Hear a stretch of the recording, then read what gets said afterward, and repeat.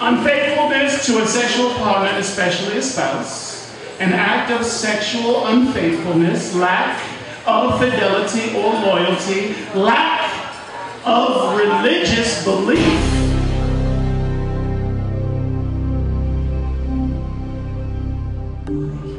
There's nothing wrong with a married man and a woman being friends as long as boundaries are respected and everyone is honest.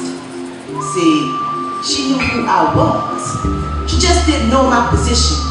She didn't know that I thought her husband was a hot commodity and I was seeking to acquire acquisition. So texting became sexting and hi, how are you? Turned into baby, I miss you. And you are so cool. Migrated into I love yous and I love you too. With midnight rendezvous, paths taken at least, hearts broken and minds confused, and he became my boo, my earth, wind, and fire. We were dancing in September. We were like fires fueled by cinders. He was my silky, silky soul cinder.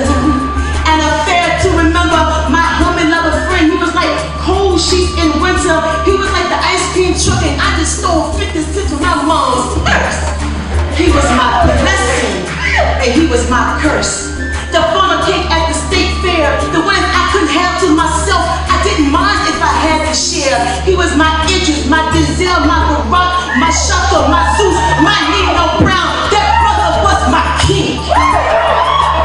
And for me, I was just a commoner, and he reigned over everything. He was my heart's desire. My dream come true, but see, like some dreams, they can turn into nightmares, and nightmares of your subconscious fears struggling to breathe on surface. And no matter how much you try to smother your conscience, it will find life without your assistance.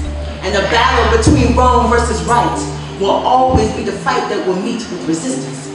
See, we were selfish in our pursuits, but like a Jones New York suit, it seemed to hang just right. But seemingly, it wasn't. And pretty soon, guilt took place. As a matter of fact, it catapulted into outer space. It came back stronger than ever. It was supersonic. The feelings were by because there is nothing good that will ever come from bad.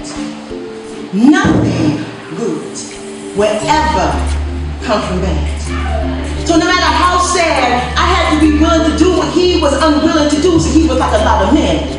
He wanted his cake and his ice cream too.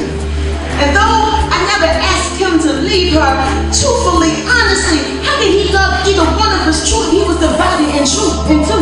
See, even the laws of nature will always require that you choose, and I chose me. See, I had to accept it equal. She and I, we could never be.